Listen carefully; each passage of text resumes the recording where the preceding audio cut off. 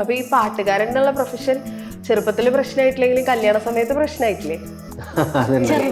അല്ല, അത് കല്യാണം പാട്ടെന്ന് പറയുമ്പോ ഒരു പുച്ഛത്തോടെ കാണുന്ന ഒരു കുടുംബത്തിലുള്ള ആൾക്കാരൊക്കെ അങ്ങനെയൊക്കെ ഉണ്ട്. കാരണം ഇവളെ കുടുംബത്തിലുള്ള ആൾക്കാരനെ ഒരുപാട് ആള് പറഞ്ഞിട്ടുണ്ട് ആ സമയത്ത് പാട്ട് പാടുന്നല്ലേ ആ രീതിയിലൊക്കെ പറഞ്ഞു. പാട്ടുകാരനല്ലേ, അത് എത്രയാ ഉണ്ടാക്കിയാലും ഉണ്ടാവുക, എങ്ങനെയാ ജീവിച്ചു പോവുക, ഇതൊക്കെ നമ്മളെ പൊതുവേ ഇപ്പോൾ നമ്മൾ പ്രത്യേകിച്ച് മുസ്ലിം ഫാമിലി ആകുമ്പം കല്യാണം കഴിഞ്ഞ് മെയിൻ പറയാം, ആദ്യം തന്നെ ചോദിക്കുക, പണ്ടേ ചോദിക്കുക ഗൾഫിൽ കൊണ്ടുപോവോ, അവിടെ തന്നെ നിർത്തും, ആ ഒരു ചിന്താഗതി ഉണ്ടായിരുന്നു മുന്നൊക്കെ. ഫാമിലിയിലൊക്കെ ഒരു ഫംഗ്ഷൻ ഒക്കെ ഉണ്ടെങ്കിൽ പുറത്തുനിന്ന് പാടാനൊന്നും വിളിക്കലൊന്നുമില്ല, നമ്മൾ തന്നെ ആരും വിളിക്കണ്ട, ഞങ്ങൾ ആർക്കും ഒന്നും പുറത്ത് മണി കൊടുക്കും, നമ്മൾ തന്നെ ഏറ്റെടുക്കും. പ്രത്യേകിച്ച് കുറെ വർഷങ്ങളായിട്ട് പ്രണയിച്ചുകൊണ്ടിരിക്കുന്ന ആളുകൾ എന്ന രീതിയിൽ നല്ല രസമുള്ള ഒരു റൊമാൻറ്റിക് പാട്ട് രണ്ടുപേരും കൂടെ പാടും. അനുരാഗവിലോചനായി അതിലേറെ മോഹിതനായി പടിമേലെ നിൽക്കും ചന്ദ്രനോ തിടുക്കം, പല നാളായി താഴെ ഇറങ്ങാൻ ഒരു തിടുക്കം. 17 പൗർണമി കാണും അഴകെല്ലാം ഉള്ളൊരു പൂവിന് അറിയാതെ തളനക്കം പുതുമിനുക്കം തുളുമ്പുകയാണ്. നമ്മൾ കുറച്ച് പണിയെടുത്ത് ഈ വീഡിയോ എടുക്കാൻ വേണ്ടി പോവാനൊക്കെ വണ്ടിയൊക്കെ ഒളിച്ചിട്ടൊക്കെയാ പോയാ പോലീസുകാരൊക്കെ 3 ആൾക്കാർ കൂടി കഴിഞ്ഞാൽ പോവാൻ പറ്റില്ല, അങ്ങനത്തെ ഒക്കെ ഒരു സിറ്റുവേഷൻ. അങ്ങനെ ഒളിച്ചിട്ടൊക്കെ പോയി ഒരു പുഴന്റെ സൈഡിൽ നിന്നാണ് എടുത്തത്. അതിൽ ജിഫ്രാൻ പാടുന്ന പാട്ടാണല്ലോ, അപ്പോൾ ആ പാട്ടില് എന്താ പറയുക, ജിഫ്രാനായിരുന്നു കൂടെ. അപ്പോൾ ജിഫ്രാനെ കൂടുതൽ കൊഞ്ചിക്കലും ആ രീതിയിലൊക്കെ വീഡിയോ എടുക്കുന്ന സമയത്ത് ഇവൾക്ക് ഭയങ്കര കാണാനുണ്ട്. ആ വീഡിയോയിലുണ്ട് ഇവള് കുറെയെല്ലാം ഒരു മുഞ്ചുണ്ടാവുമല്ലോ, അത് ആൾക്ക് ഇഷ്ടപ്പെടൂല. അവനെ കൂടുതൽ ഇതാക്കുമ്പോ കൊഞ്ചിക്കുമ്പോ അതാ ശരിക്കും ആ വീഡിയോയിൽ കാണുന്നുണ്ട്, ആ പാട്ടിൽ തന്നെ ഉണ്ടത്. അതൊരു യൂണിവേഴ്സൽ ട്രൂത്താണ്. കൊച്ചിനോട് നമുക്ക് സ്നേഹത്തിൽ കടപിടിക്കാൻ പറ്റൂല, ഇല്ല, കിട്ടുന്ന സമാധാനം. പിന്നെ വരുന്ന റെക്കോർഡിങ്ങിന് പോയി കഴിഞ്ഞാൽ പിന്നെ നമ്മൾ ഈ കാണുന്ന ആളെയല്ല, എൻ്റെ ഹസ്ബൻഡും അല്ല ഇവരെ പപ്പയല്ല, അവിടെ എത്തിക്കഴിഞ്ഞാൽ പാട്ട് കാണുക, അവിടെ നിന്ന് എന്താണോ മൂപ്പര് ഉദ്ദേശിച്ചത് അത് പാടി തീരാണ് നമ്മൾ അതിൻ്റെ ഉള്ളത്. സാധാരണ ഒരു പാട്ട് നമ്മളിപ്പോ ചെയ്യുമ്പോ ഒരു കറക്റ്റ് ആയിട്ട് ആ രീതിയിൽ കൊടുക്കാന്നുള്ളത്. ജിഫ്രോന് ആരുടെ പാട്ടാ ഇഷ്ടം ഏറ്റവും കൂടുതൽ? റാപ്പ് സിംഗേഴ്സിനെയാണ് എക്സാമ്പിൾ ആരാണ്? വേടൻ ഇഷ്ടല്ലേ? പാടുവോ? ഏതെങ്കിലും റാപ്പ് സോങ്സ് ഒക്കെ പാടുവോ? ട്രൈ ചെയ്ത് നോക്കോ? ഏതെങ്കിലും പാടി നോക്ക്. എല്ലാരും ചൊല്ലണതല്ലിവൻ തെച്ചുകൊള്ളൊരു കാര്യക്കാരൻ, മൊഞ്ചാണിലെങ്കി മറിഞ്ഞൊരു മാനത്തമ്പിളി പോലൊരു മാറൻ, കടലാണ് നീന്തിക്കയറിയ പോരക്ഷയുള്ളൊരു ബാല്യക്കാരൻ, നെഞ്ചാണ് ലെഞ്ചിക്കുഞ്ചണ കണ്ണഞ്ചൊന്നൊരു ചെഞ്ചടി മാറൻ, സുക്കുണ്ടായി ഒരു ശരിയുണ്ട്, കാതിൽ കിടക്കുന്ന വേറുണ്ട്, അതപ്പില് മുത്തൊരു ലേസുണ്ട്, കളിയാണ് കച്ചില് വേറുണ്ട്, മണിയറ തുറക്കുന്ന ചെവിയുണ്ട്, ചെവിയിൽ പേര് പൊതിഞ്ഞിണ്ട്, അരുമുള്ള കണക്കിന് കഥയുണ്ട്, കഥയാണ് പറയാനേറെയുണ്ട്, എല്ലാരും ചൊല്ലിനതല്ലിവൻ തെച്ചുകൊള്ളൊരു കാര്യക്കാരൻ, മൊഞ്ചാണ് എങ്കി മറിഞ്ഞൊരു മാനത്തമ്പിളി പോലൊരു മാറൻ, കടലാണ് നീന്തി കയറിയ പോരക്ഷയുള്ളൊരു ബാല്യക്കാരൻ, നെഞ്ചാണ് എഞ്ചി കൊഞ്ചണ കണ്ണഞ്ചൊന്നൊരു ചെഞ്ചടി മാറൻ. Finally we cracked it. ഈ പാട്ട് പാടുമ്പോഴേ ഇപ്പൊ പാട്ടുകാരനാവാന്ന് പറയുന്നത് ഇപ്പൊ സിഫ്രാനെ പോലെ ഇപ്പൊ ഈ പ്രായത്തിലുള്ള ഒരു കുട്ടി വന്ന് എനിക്ക് പാട്ടുകാരനാവണം എന്ന് പറഞ്ഞാൽ നമ്മൾ പാരന്റ്സ് അത് അക്സെപ്റ്റ് ചെയ്യും. പക്ഷെ എനിക്ക് പാട്ട് മതിന്ന് ഇക്കയുടെ പ്രായത്തില് അന്ന് പറഞ്ഞ് അത് കേൾക്കാൻ അന്നത്തെ പാരന്റ്സ് സമ്മതിക്കൂല, പോയി പഠിക്കടാന്ന് പറയും. ആ കാലമാണ്. എങ്ങനെയാ പാട്ടൊരു പ്രൊഫഷനായിട്ട് കൊണ്ടുവരുന്നത്? അങ്ങനെയല്ല, ഞാൻ പറഞ്ഞല്ലോ നേരത്തെ പറഞ്ഞ പോലെ സ്കൂളിൽ നിന്നൊക്കെ പാടുന്ന ഇതിൽ വന്നപ്പം വീട്ടുകാർ ഓട്ടോമാറ്റിക് എൻ്റെ ഏട്ടന്മാരൊക്കെ നല്ല സപ്പോർട്ടായിരുന്നു. ഏട്ടന്മാരും അതുപോലെ വീട്ടിൽ ഉപ്പ ഉമ്മ അവരൊക്കെ പാട്ടിനോടൊരു അവർക്കൊരു ഇഷ്ടമുണ്ടായിരുന്നു വീട്ടുകാർക്ക്. അപ്പോൾ അതാണ് ആ രീതിയിൽ വന്നപ്പോഴാണ് ഞാൻ ഇതിലേക്ക് വന്നത്. അപ്പം വീട്ടുകാർക്ക് അന്നേരം ഇഷ്ടമില്ലെങ്കിൽ ഞാനിപ്പോൾ ചിലപ്പോൾ ഗൾഫിലോ എന്തെങ്കിലും ആ ഏട്ടന്മാരൊക്കെ രീതിയിലേക്ക് ഗൾഫിലാണ്. അവരൊക്കെ അതാ ഞാൻ ചോദിച്ചത്, യൂഷ്വലി ആ ടൈമിൽ അങ്ങനെ ഗൾഫിലേക്ക് പോവാ അല്ലെങ്കിൽ പ്രൊഫഷൻ നോക്കണം എന്ന് പറയല്ലോ. പാട്ട് അന്നേരം തന്നെ എൻ്റെ ഏട്ടനൊക്കെ ചെറുതിൽ തന്നെ എനിക്ക് കീബോർഡൊക്കെ കൊണ്ടുവന്നിട്ടുണ്ട്. ഓ മൂത്ത ഏട്ടൻ വീട്ടുകാർ സപ്പോർട്ടായിരുന്നു. നല്ല സപ്പോർട്ടായിരുന്നു. അപ്പൊ അതുകൊണ്ട് പിന്നെ കൂടുതൽ ഇൻട്രസ്റ്റ്, പിന്നെ നന്നായി പാടുന്നുണ്ടായിരുന്നു. അപ്പം എല്ലാവരും സപ്പോർട്ട് ചെയ്തു. പിന്നെ പ്രത്യേകിച്ചിട്ട് ആള് തളിപ്പറമ്പ് ആണെങ്കിലും കൂടുതലും വളർന്നതൊക്കെ പയ്യന്നൂരാണ്, പയ്യന്നൂർ തായനേരി എന്ന് പറഞ്ഞ തായനേരി അവിടെ തന്നെയായിരുന്നു. അപ്പൊ സ്കൂളിലും എല്ലാം അവിടെ നിന്ന് തന്നെ പോയിക്കൊണ്ടിരുന്നത്. അപ്പൊ ഈ സ്കൂളിൽ പോയി കഴിഞ്ഞ് വൈകുന്നേരം 4 മണിയാകുമ്പോൾ സ്കൂൾ വിടുമല്ലോ, പിന്നെ നേരെ പോകുന്ന സ്റ്റുഡിയോയിലേക്കാണ്. ഈ കളിക്കാൻ ഇതിനൊക്കെ പോകുന്ന പകരം ആള് പോകുന്നത് റെക്കോർഡിങ്ങിനാണ്. അവിടെ തന്നെ ആ ഒരു ഇതിൽ പിന്നെ അതങ്ങ് വന്നു, പ്രൊഫഷണലായിട്ട് അങ്ങ് വന്നു. അപ്പൊ ഈ പാട്ടുകാരൻ എന്നുള്ള പ്രൊഫഷൻ ചെറുപ്പത്തിൽ പ്രശ്നമായിട്ടില്ലെങ്കിലും കല്യാണ സമയത്ത് പ്രശ്നമായിട്ടില്ലേ? അതന്നെ. ചെറുതായിട്ടല്ല, അല്ല, അത് കല്യാണ സമയത്ത് എന്ന് പറയുമ്പോ എന്താ പറയാ, എനിക്കിപ്പോ ഓർമ്മയുണ്ട്, പാട്ടുകാരനല്ലേ, അപ്പൊ പാട്ടുകാരനാകുമ്പോ ഒരു ജോലിയല്ലല്ലോ. ഇപ്പൊ വലിയ പ്രശ്നമില്ല. ഇല്ല. ഇപ്പൊ എല്ലാവർക്കും അത് പ്രൊഫഷണലായിട്ട് അതൊരു ജോലി അങ്ങനെ തന്നെ ആയി. അതെ. മുന്നേന്ന് വെച്ച് കഴിഞ്ഞാല് പാട്ടുകാര് നല്ലൊരു ഇതിൽ പോകുന്നതല്ല, ഫീൽഡ് നല്ലതല്ല, അവര് മോശം സ്വഭാവമായിരിക്കും. ആർട്ട് എന്ന് പറയുന്നത് ബേസിക്കലി അങ്ങനെയാണ്. എല്ലാം അങ്ങനെ തന്നെ. പൊതുവെ അങ്ങനത്തെ ഒരു കണ്ണില് ആ രീതിയിലാണ് ആൾക്കാർ ആ രീതിയിൽ കാണാം. കൂടുതൽ എനിക്ക് തോന്നുന്നു ഇപ്പോഴും ഇപ്പൊ ഫിലിം ഫീൽഡിന്റെ കാരണം പാട്ടെന്ന് പറയുമ്പോ ഒരു പുച്ഛത്തോടെ കാണുന്ന ഒരു കുടുംബത്തിലുള്ള ആൾക്കാരൊക്കെ അങ്ങനെയൊക്കെ ഉണ്ട്. കാരണം ഇവളെ കുടുംബത്തിലുള്ള ആൾക്കാരനെ ഒരുപാട് ആള് പറഞ്ഞിട്ടുണ്ട് ആ സമയത്ത്. പാട്ട് പാടുന്നല്ലേ ആ വന്നപ്പോ തന്നെ രീതിയിലൊക്കെ. പറഞ്ഞു, പാട്ടുകാരനല്ലേ, അത് എത്രയാ ഉണ്ടാക്കിയാലും ഉണ്ടാവുക, എങ്ങനെയാ ജീവിച്ചു പോവാ, ഇതൊക്കെ ഇവളെ ഫാമിലിയിൽ കുറച്ച് ആൾക്കാരൊക്കെ ദുബായിലൊക്കെ ഉണ്ട്, അവരുടെ ഫാമിലി ആയിട്ടൊക്കെ. അന്നേരം അവരെന്നല്ല, അങ്ങനെ കുറച്ച് ആൾക്കാരൊക്കെ കുറെ ആൾക്കാർ എന്റെ ഫാമിലി എന്നല്ല, ദുബായ് പൊതുവെ ഒന്നും നമ്മളിപ്പോ അകന്ന ബന്ധുക്കളായാലും അടുത്ത ബന്ധുക്കളായാലും എല്ലാവരും പറയും, നമ്മളെ പൊതുവെ ഇപ്പൊ നമ്മൾ പ്രത്യേകിച്ച് മുസ്ലിം ഫാമിലി ആകുമ്പം കല്യാണം കഴിഞ്ഞ് മെയിൻ പറയാ, ആദ്യം തന്നെ ചോദിക്കുക, പണ്ടേ ചോദിക്കുക, ഗൾഫിൽ കൊണ്ടുപോവോ, അവിടെ തന്നെ നിർത്തും, ആ ഒരു ചിന്താഗതി ഉണ്ടായിരുന്നു മുന്നൊക്കെ. അതെനിക്ക് ഒന്ന് നമ്മളാ ഭാഗത്തൊക്കെ കൂടുതൽ അങ്ങനെ, പ്രത്യേകിച്ച് കല്യാണം കഴിഞ്ഞ് ഞങ്ങൾ കൊണ്ടുപോകും ആ ഒരു ഇതിൽ. അപ്പൊ മെയിൻ പറഞ്ഞത്, നീ ഗൾഫിലൊന്നും പോവൂലേ, അങ്ങനെയൊന്നും പോവില്ല എന്നുള്ള രീതിയിലൊക്കെ പറഞ്ഞു. പിന്നെ ഇപ്പം നമ്മൾ പ്രോഗ്രാമിനായാലും ഒരുപാട് അങ്ങനെ അല്ലെങ്കിലും അത്യാവശ്യം ആളെ കൊണ്ട് ഞാനും കൂടെ പ്രോഗ്രാമിന് പോകുന്നുണ്ട്. എന്ത് രീതിയിലായാലും നമ്മളും പ്രോഗ്രാമിനൊക്കെ പോകുന്നുണ്ട്. ഇടയ്ക്കിടെ പുറത്തുള്ള ഷോകളൊക്കെ ഉണ്ട്. ഇപ്പൊ പെരുന്നാളൊക്കെ ആകുമ്പോൾ എന്തായാലും ഗൾഫിൽ തന്നെയാണ് പ്രോഗ്രാംസ് ഒക്കെ. അപ്പൊ അങ്ങനെ ആ രീതിയിലൊക്കെ പോയി ഒരുപാട് ആൾക്കാർ പറഞ്ഞു, പാട്ട് കല്യാണത്തിന്റെ സമയത്ത് പറഞ്ഞു വേണ്ട, ഒന്നാമത് പാട്ട് പാടുന്ന ആള് ഞാൻ പക്ഷെ അന്നേരം പാടുന്നത് സ്കൂളിൽ അങ്ങനെ പാടിയെന്നല്ലാതെ അത്യാവശ്യം ചെറുതിൽ പ്രോഗ്രാമിനൊക്കെ പോയി. പിന്നെ വലുതായപ്പോൾ വീട്ടിൽ നിന്ന് അങ്ങനെ പാടാനൊക്കെ വിടുന്നൊന്നുമില്ല, പോണ്ട പഠിച്ചാൽ മതി എന്നുള്ളതായിരുന്നു. പിന്നെ കല്യാണം കഴിഞ്ഞപ്പോൾ പിന്നെ ഇവരെ വീട്ടിൽ നിന്നാണ് കൂടുതൽ സപ്പോർട്ട് ചെയ്തത്. എൻ്റെ വീട്ടിൽ നിന്ന് സപ്പോർട്ട് ഉണ്ടായത്. പിന്നെ വലിയതാവുമ്പം കാരണന്മാരൊക്കെ പറയുമല്ലോ, വലിയ കുട്ടിയായി ഇനി അങ്ങനെ സ്റ്റേജിലൊന്നും പാടാൻ പോകണ്ടെന്നുള്ള ഒരു ഇതിലായിരുന്നു. പക്ഷെ അതേ വീട്ടുകാർ ഇപ്പൊ ഇവരെ എന്താ പറയാ, ഞാൻ പറഞ്ഞില്ല, നല്ല സപ്പോർട്ടാട്ടാ. ഇപ്പൊ അവര് നമ്മളിപ്പോ ഗൾഫിൽ പോയി കഴിഞ്ഞാലും എല്ലാവരും അവിടെ ഉണ്ട്, എല്ലാവരും നമ്മളെ പ്രോഗ്രാമിൽ ബന്ധുക്കളും മക്കളും അവരൊക്കെ നല്ല ഇതാണ്. പിന്നെ അത് വേറൊരു മോശം, അങ്ങനെ പാട്ട് ഇതെന്നല്ല, പ്രത്യേകിച്ച് പെൺകുട്ടികളാകുമ്പം ഒരു ലിമിറ്റേഷൻ വെക്കുമല്ലോ, മതി ഇനി ലൈഫ് നോക്കിയാൽ മതി എന്നുള്ള രീതിയിൽ. പിന്നെ കല്യാണം കഴിഞ്ഞപ്പോൾ ഇവരെ വീട്ടിൽ നിന്നാണ്, ഇവര് ഉപ്പ മരിച്ചുപോയി. ഉപ്പയാണ് എൻ്റെ പാട്ട് കേട്ടിട്ട് ഫസ്റ്റ് പറഞ്ഞത്, ഇവളെന്തിനാ വെറുതെ ഇരുന്നത്, നീ ഏതായാലും പാടാൻ പോകുന്നില്ല, അവളെയും കൂടി കൂട്ടിക്കൂടെ. അതായിരുന്നു മെയിൻ സപ്പോർട്ട്. സത്യവും ഉപ്പയായിരുന്നു വലിയ സപ്പോർട്ട് ഉണ്ടായിരുന്നു. പിന്നെ ഏട്ടന്മാരെല്ലാവരും പറഞ്ഞു, ഇപ്പം നമ്മളെ പാട്ടിന്റെ താഴെ ഏറ്റവും ഫസ്റ്റ് വരിക ഇവരെ ഏട്ടന്മാരൊക്കെ കമന്റ്സ് ആണ്. അപ്പൊ അടിയിൽ കമന്റ്സ് വരും, അല്ലെങ്കിൽ ചിലപ്പോൾ എന്തെങ്കിലും കമന്റ് വന്നാൽ തന്നെ പറയും, ഇന്നാൾ ഇങ്ങനെ കമന്റ്. അവര് ഭയങ്കര സപ്പോർട്ടാണ് എല്ലാവരും. എന്റെ ഇത്താത്തമാരും എല്ലാവരും അബുദാബിയിലെ ഒരു ഇത്താത്തയുണ്ട്, ബദറുന്നിസ എന്ന് പറഞ്ഞ, അവരൊക്കെ ഈ പാട്ടിനോട് ഭയങ്കര എല്ലാവരും അത്യാവശ്യം ഇങ്ങനെ എല്ലാവരും പാടുന്നവരാണ് എൻ്റെ ഫാമിലിയിലും. പിന്നെ ഇവര് പിന്നെ അനിയന്മാരും ഏട്ടനൊക്കെ കുറച്ചൊക്കെ എല്ലാവരും മൂളും, എല്ലാവർക്കും എവിടേക്കോ ഒരു സംഗീതമുണ്ട്. പിന്നെ മെയിൻ എൻ്റെ ഫാമിലിയിൽ എൻ്റെ ബ്രദറൊക്കെ പാടായിരുന്നു. പിന്നെ മെയിൻ ഫീൽഡിലേക്ക് വന്നത് ഞാനാണ്. എൻ്റെ ഫാമിലിയിലെ കസിൻസ് ഒക്കെ എല്ലാവരും ഫാമിലിയിലൊക്കെ ഒരു ഫംഗ്ഷൻ ഒക്കെ ഉണ്ടെങ്കിൽ പുറത്തുനിന്നാരും പാടാനൊന്നും വിളിക്കലൊന്നുമില്ല, നമ്മൾ തന്നെ അങ്ങ്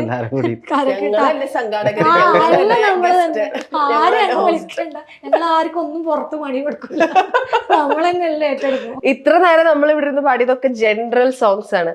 പ്രത്യേകിച്ച് കുറെ വർഷങ്ങളായിട്ട് പ്രണയിച്ചുകൊണ്ടിരിക്കുന്ന ആളുകൾ എന്ന രീതിയിൽ നല്ല രസമുള്ള ഒരു റൊമാൻറ്റിക് പാട്ട് രണ്ടുപേരും കൂടെ പാടും. അനുരാഗവിലോചനായി അതിലേറെ മോഹിതനായി പടിമേലെ നിൽക്കും ചന്ദ്രനോ തിടുക്കം, പല നാളായി താഴെ ഇറങ്ങാൻ ഒരു തിടുക്കം. 17 പൗർണമി കാണും അഴകെല്ലാം ഉള്ളൊരു പൂവിന് അറിയാതെ എന്തേ തളനക്കം പുതുമിനുക്കം ചെറുമയക്കം. അനുരാഗവിലോചനായി അതിലേറെ മോഹിതനായി പടിമേലെ നിൽക്കും ചന്ദ്രനോ തിടുക്കം പല നാളായി താഴെ ഇറങ്ങാൻ ഒരു തിടുക്കം. പ്രണയം അങ്ങ് തുളുമ്പുകയാണ് ഗൈസ്. ഓക്കെ, ഇപ്പൊ സ്വന്തമായിട്ട് ഇപ്പൊ നമ്മള് കുറെ സിനിമാ പാട്ടുകൾ പാടിയല്ലോ, അതല്ലാണ്ട് സ്വന്തമായിട്ട് നിങ്ങൾ പാടിയ ഒരുപാട് പാട്ടുകളുണ്ട്. നിങ്ങളുടെ പാട്ടുകൾ എന്ന് പറയാവുന്ന അതില് ഏറ്റവും ഹിറ്റായ ഒരുപാട് കമന്റ് കിട്ടിയ പാട്ട് ഏതായിരുന്നു? ഒരുപാട് കൂടുതൽ നമ്മൾ കമന്റ് വന്നിട്ടുള്ളതും അതുപോലെ സപ്പോർട്ട് കിട്ടിയിട്ടുള്ള ഒരു പാട്ടുണ്ട്. നമ്മളെ കൊറോണ സമയത്ത് ഇറങ്ങിയ പാട്ടായിരുന്നു. നമ്മൾ തന്നെ ചാനലാണ്, ജിഫ്രാൻ നിസാം എന്ന് പറഞ്ഞ യൂട്യൂബ് ചാനലിലാണ് വന്നിട്ടുള്ളത്. ഉപകാരം ചെയ്യാത്ത ആളെന്തിനാ, നമ്മൾ ഫാമിലി ആയിട്ട് പാട്ടാണ്. അപ്പൊ അത് നമുക്കൊന്ന് കുറച്ച് പാടാം.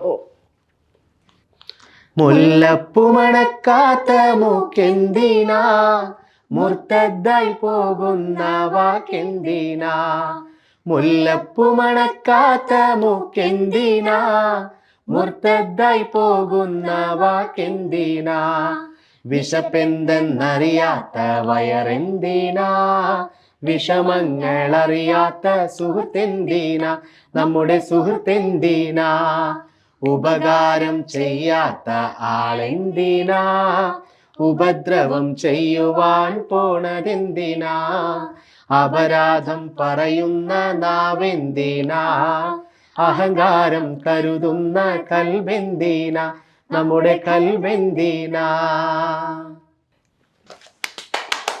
ഇത് യൂഷ്വലി നമ്മൾ പാട്ടുകൾ കേൾക്കുമ്പോൾ ഇതിന്റെ ലിറിക്സിന്റെ മീനിങ് എന്താന്നൊക്കെ നമ്മൾ ആലോചിക്കണല്ലോ. നിങ്ങളുടെ പാട്ടിന്റെ ഏറ്റവും ഹൈലൈറ്റ് എന്ന് പറയുന്നത് ഇത് കേൾക്കുന്ന ഒരു കൊച്ചുകുട്ടിക്ക് ലിറിക്സ് മനസ്സിലാവുന്നുള്ളതാ. ഇത് സ്വന്തമായിട്ട് എഴുതുന്നതാണോ ലിറിക്സ്? അല്ല, ഈ ഒരു പാട്ട് ഒരു സൂഫി വരൻ എഴുതിയാണ്. ഇമ്പിച്ച് കോയ തങ്ങൾ എന്നുള്ള മുമ്പേ എഴുതിയ പാട്ടാണ്.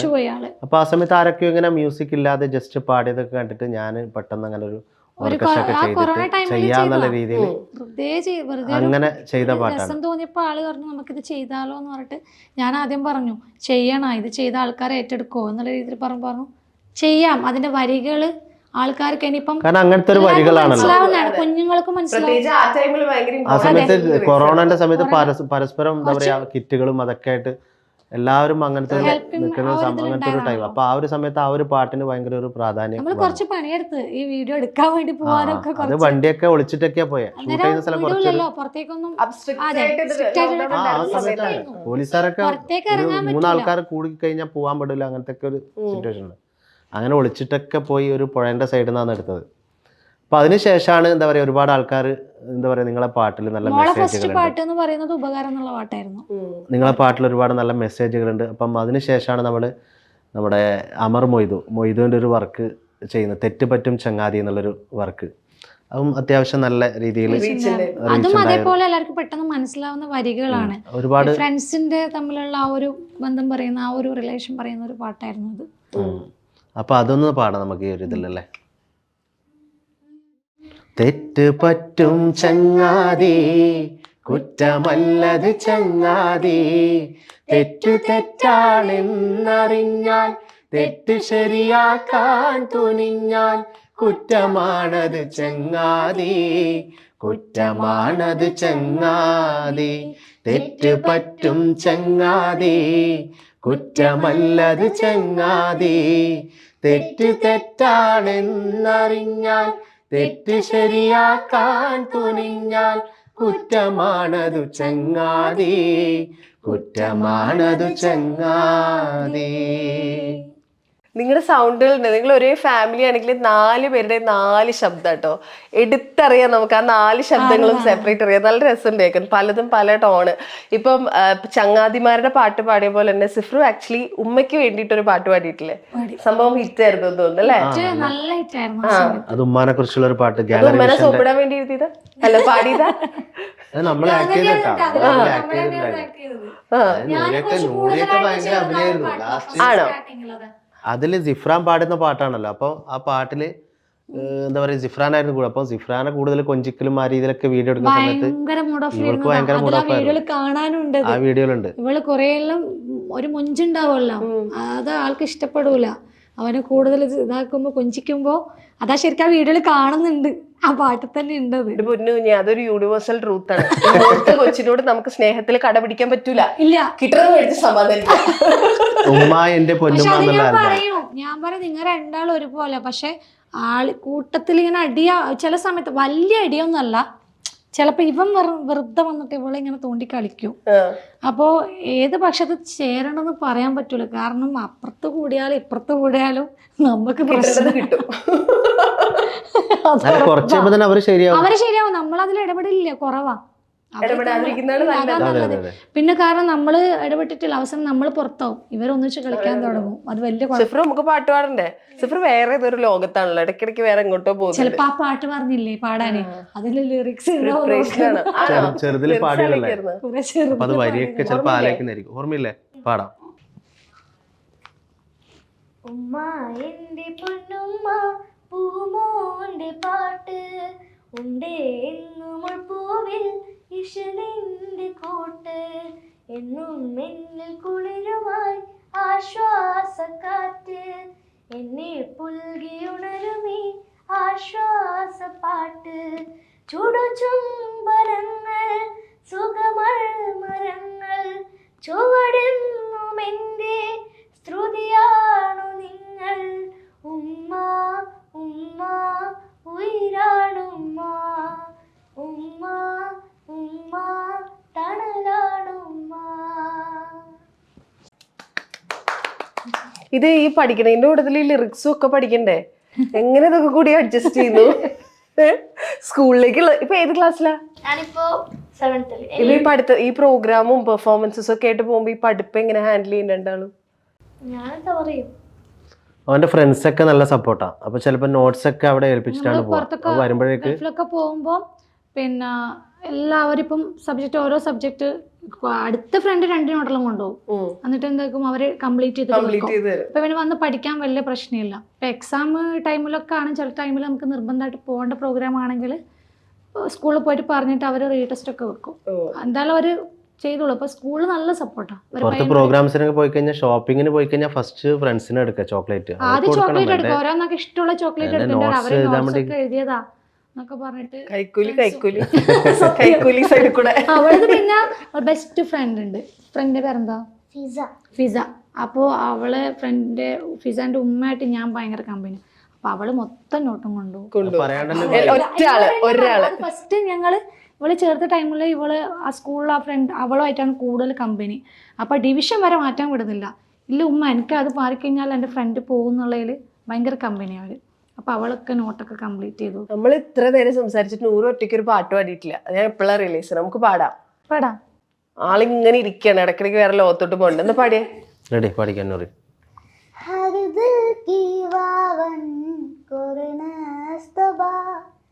एक ना बहारोस तलिए तमा हाँ एक ना बहारोस तलिए तमा जिस पर शहरियत बगच हागरे दोरे चोने बुमाजरे माजरे माजरे गच हागरे गचहागर बागे दिलस पोष मलोलेश पोलई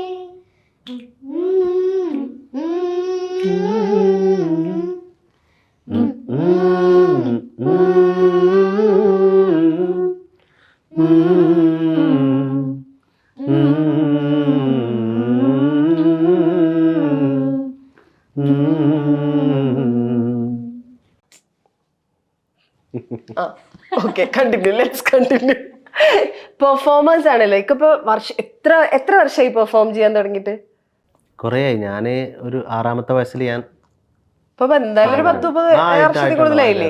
ഇത്രയും വർഷത്തെ പെർഫോമൻസ് ഇപ്പൊ മക്കള് പെർഫോം ചെയ്ത് തുടങ്ങി, അവരും ഇനി ഒരുപാട് വർഷങ്ങൾ പെർഫോം ചെയ്യേണ്ട ആളല്ല. ഇത്രയും വർഷത്തെ experience as performers, as artist കുട്ടികളോട് പറഞ്ഞു കൊടുക്കുന്ന കാര്യങ്ങൾ എന്തൊക്കെയാ? അതല്ല, നമ്മളിപ്പോൾ ഒരു പ്രോഗ്രാംസ് ആയാലും എന്തിന് പോയി കഴിഞ്ഞാലും നമ്മൾ ഓഡിയൻസിനെ റെസ്പെക്റ്റ് ചെയ്യുക, അവരുടെ ഇഷ്ടങ്ങൾ നോക്കുക. നമ്മളിപ്പോൾ ഒരു പ്രോഗ്രാമിന് പോയി കഴിഞ്ഞാൽ ചില പ്രോഗ്രാംസിനൊക്കെ ചില സിംഗേഴ്സിൻ്റെയൊക്കെ ഇത് ടൈറ്റിൽ തന്നെ വരുന്നതാണ്. പ്രോഗ്രാമിന് പോയിട്ട് അങ്ങനെയൊക്കെ കാണാം. അത് ചിലപ്പോൾ എന്താ സംഭവിച്ചെന്ന് നമുക്കറിയില്ല. പക്ഷെ എന്നാലും ഓഡിയൻസിൻ്റെ ഇഷ്ടങ്ങളും കൂടി നമ്മൾ നോക്കണം. നമ്മൾ Consider ചെയ്യണം. അതെ. നല്ല പാട്ട് രീതിയിൽ നല്ല പാട്ടുകാരെല്ലാം ആയിരിക്കാം, ഏത് സിംഗേഴ്സ് ആയാലും. ഇപ്പം മക്കളോടും പറയാനുള്ള വെച്ചാൽ നിങ്ങൾ വലുതായി കഴിഞ്ഞാൽ ചിലപ്പോൾ സിഫ്രാൻ ഭയങ്കര സിംഗറായിരിക്കും, പക്ഷെ അവിടെ ഒരു പ്രോഗ്രാമിന് പോയി കഴിഞ്ഞാൽ അവിടെയുള്ള ഓഡിയൻസിൻ്റെ ഇഷ്ടങ്ങളും അതൊക്കെ പിന്നെ പ്രത്യേകിച്ച് പറയാനുള്ള ഒരു കോമ്പറ്റീഷൻ ആയിട്ട് എടുക്കാതിരിക്കുക. നമ്മൾക്ക് എന്താണോ പഠിച്ചോണ്ട് ഓരോന്നാൾക്കും ഓരോ രീതിയിലായിരിക്കും പാടാനുള്ള കഴിവാലും കൊടുക്കുക. അപ്പോൾ ഒരാളോടും അവർ ഞാൻ നന്നായി പാടണം, ബാക്കിയുള്ള ആൾ അങ്ങനെ ആ ഒരു രീതിയിൽ കോമ്പറ്റീഷൻ വേണ്ട. നമുക്ക് എന്താണോ പറ്റുന്നത് അത് ജനങ്ങളിലേക്ക് കൊടുക്കുക. പിന്നെ ആരോടും അസൂയ ആ രീതിയിൽ പോകണ്ട. അതാണ് മെയിൻ പറയാനുള്ളത്. അത് ഇതുവരെ അതെപ്പോഴും പറഞ്ഞു കൊടുക്കും. ചില ആൾക്കാരൊക്കെ പ്രോഗ്രാമിന് പോയി കഴിഞ്ഞാൽ ചില സിംഗേഴ്സിനൊക്കെ മത്സര ബുദ്ധിയോടെ പാടുന്നത് നമുക്ക് ഫീൽ ചെയ്തിട്ടുണ്ട് ഒരുപാട്.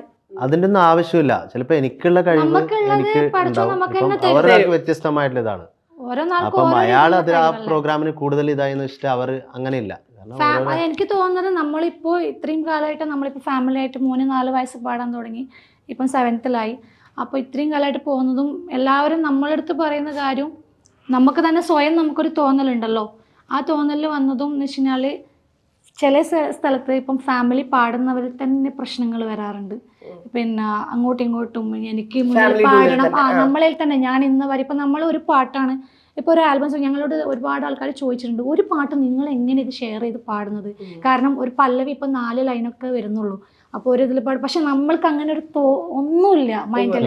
കാരണം ഞങ്ങളിപ്പോൾ ഞാനായാലും എനിക്ക് തോന്നുന്നു ഞാൻ പാടാറുണ്ടായിരുന്നു, പക്ഷെ കല്യാണം കഴിഞ്ഞ കൂടുതലും ഞാൻ പാടാനുള്ളത് എനിക്കത് ചുക തന്നെയാണ് പറഞ്ഞു തരുന്നത്. ഞാനിപ്പോ ഒരു സോങ് പുതിയൊരു സോങ് കഴിച്ചാൽ അത് ഡിവൈഡ് ചെയ്യും. ഒരു വർക്ക് ഇപ്പൊ പാടുന്ന സ്റ്റാർട്ടിങ് ഞാനാ ചെയ്തിട്ടുണ്ടെങ്കിൽ അടുത്ത പാട്ട് വേറെ ആളെ കൊണ്ട് സ്റ്റാർട്ട് ചെയ്യിപ്പിക്കും. അങ്ങനെ ഒരു മാറ്റം ആ ഒരു ഇതില്ല. കാരണം എന്ന് വെച്ച് കഴിഞ്ഞാല് പിന്നെ വരുന്ന റെക്കോർഡിങ്ങിന് പോയി കഴിഞ്ഞ് കഴിഞ്ഞാൽ പിന്നെ നമ്മൾ ഈ കാണുന്ന ആളെയല്ല, എൻ്റെ ഹസ്ബൻഡും അല്ല ഇവരെ പപ്പയല്ല, അവിടെ എത്തിക്കഴിഞ്ഞാൽ പാട്ടുകാരനാ. അവിടെ നിന്ന് എന്താണോ മൂപ്പര് ഉദ്ദേശിച്ചത് അത് പാടിപ്പിക്കാതെ നമ്മൾ അതിൻ്റെ ഉള്ളിൽ നിന്ന് സാധാരണ ഒരു പാട്ട് നമ്മളിപ്പോ ചെയ്യുമ്പോ ഒരു കറക്റ്റ് ആയിട്ട് ആ രീതിയിൽ കൊടുക്കാന്നുള്ളത്. ചിലപ്പോ നമുക്ക് പിന്നെ ഒരു പരിധിയിലും വിട്ട് കഴിഞ്ഞാൽ അപ്പൊ ചിലപ്പോ ചെറുതായിരിക്കും, അതങ്ങ് വിട്ടുകൂടെ നിൽക്കും. അത് പറ്റൂല. അതില് എന്താ പറയാ, മക്കള് വൈഫൊന്നുമില്ല. ഞാനിപ്പോ ആരെങ്കിലും മുമ്പിൽ എന്റെ കൂടെ ആരെങ്കിലും ഉണ്ടെങ്കിൽ അവരെ മുമ്പ് നിൽക്കുക ഞാൻ ചിലപ്പോ നല്ലോണം പറഞ്ഞിട്ടുണ്ടാവും. അപ്പൊ അത് കഴിഞ്ഞിട്ട് വണ്ടിയിൽ എത്തിയിട്ട് പറയും, ഇവള് പറയും നിങ്ങൾ ആളെ മുമ്പെന്ന് അങ്ങനെ പറഞ്ഞു. ഞാൻ പറഞ്ഞ ആളെ മുമ്പ് പറയും, ഇത് വർക്ക് ഇറങ്ങി കഴിഞ്ഞാൽ ചിലപ്പം നീ അത് ആ സമയത്ത് ഒരാളെ മുന്നിൽ പറഞ്ഞാൽ കുഴപ്പമില്ലല്ലോ, നീ നന്നായിട്ട് പാടാനല്ലേ പറഞ്ഞു തരുന്നതെന്ന് പറയും. അപ്പൊ ഞാൻ പിന്നെ വിചാരിക്കുക കുറെ സമയം ഞാൻ ഉണ്ടാക്കും. പിന്നെ അവർക്ക് ഞാൻ നന്നാവാനല്ലേ, ആയിക്കോട്ടെ നന്നാവാൻ കിട്ടുന്ന വഴക്കല്ലേന്ന്. ഓക്കെ, ഇക്ക തല്ലുമാലയിൽ ഒരു പാട്ടുണ്ട്, ഇക്കാടെ പാട്ട്, അത് പാടോ? പാടാം. അത് കുറേ വർഷങ്ങൾക്ക് മുമ്പ് ചെയ്തതാണ്. അത് ഗാലറി വിഷനാണ് അതിൻ്റെ വീഡിയോ ഒക്കെ ഔട്ട് ചെയ്തിട്ടുള്ളത്. ചക്കരച്ചുണ്ടിൽ എന്നുള്ള പാട്ടാണ്. ആ സമയത്ത് ഷാഫി ഖാനെ കൂടി ഞാൻ പാടിച്ച പാട്ടാണ്. അത് സിനിമയിൽ വന്നപ്പോൾ ഒരുപാട് സന്തോഷം. കുറച്ച് ഭാഗമായാലും അത് കേൾക്കുമ്പോൾ ഒരു സന്തോഷം. അതെ അതെ, നമ്മൾ ചെയ്തൊരു പാട്ട് സിനിമയിൽ വരാന്നൊക്കെ പറയുമ്പോൾ പാടാം. പപ്പരബര പപ്പരബര പപ്പരബരബാ പപ്പരബര പപ്പരബര പപ്പരബരബാ പപ്പരബര പപ്പരബര പപ്പരബരബാ പപ്പരബര പപ്പരബര പപ്പരബരബാ ചക്കര ചുണ്ടിൽ തേച്ചു വെച്ചൊരു പുഞ്ചിരി എന്മിഴിക്കോണിൽ നോക്കി നിന്നൊരു സുന്ദരി. ചക്കര ചുണ്ടിൽ തേച്ചു വച്ചൊരു പുഞ്ചിരി എന്മിഴിക്കോണിൽ നോക്കി നിന്നൊരു സുന്ദരി. ചൊല്ലുമോ നീയേതാ പറയുമോ പേരെന്താ? ചൊല്ലുമോ നീയേതാ പറയുമോ പേരെന്താ?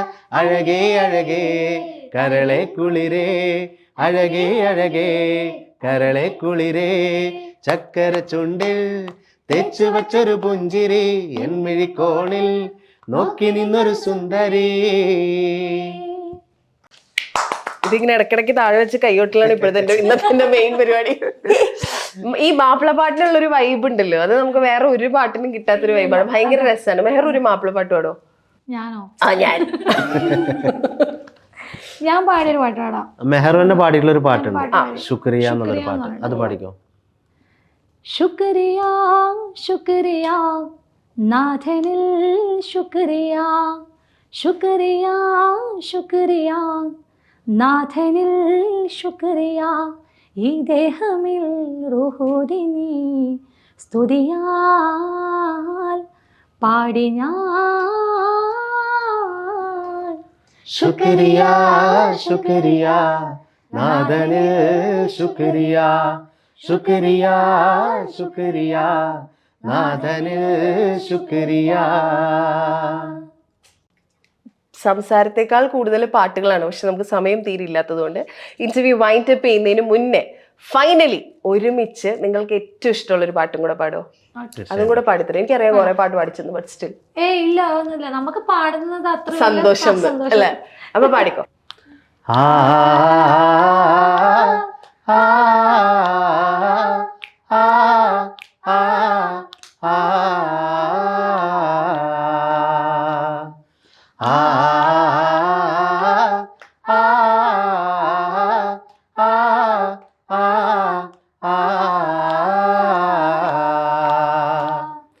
കളകളമൊഴുകുന്ന അരുവികളും ചില ചില ചിലക്കുന്ന കുരുവികളും, കളകളമൊഴുകുന്ന അരുവികളും ചില ചില ചിലക്കുന്ന കുരുവികളും, കല്യാണഘോഷങ്ങൾ കേൾക്കുന്നേ, മംഗളാശംസകൾ നേരുന്നേ, കല്യാണഘോഷങ്ങൾ കേൾക്കുന്നേ, മംഗളാശംസകൾ നേരുന്നേ.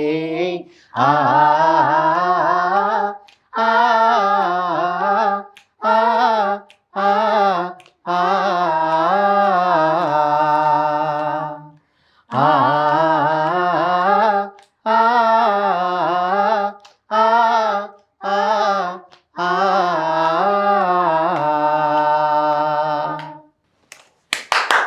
അവസാനത്തെ കൈയടിയോടുകൂടി നമ്മൾ ഈ പരിപാടി അവസാനിപ്പിക്കാം സുഹൃത്തുക്കളെ. ഇതുപോലെ സന്തോഷത്തോടെ ഇനിയും ഒരുപാട് പാട്ടുകൾ ഉണ്ടാക്കാനും പാടാനും ഒക്കെ സാധിക്കട്ടെ. നമുക്ക് ഇനിയും കാണാം അടുത്ത കുറെ പുതിയ പാട്ടുകളൊക്കെ വന്നു കഴിയുമ്പോൾ. Okay, thank you so much and all the best. Thank you.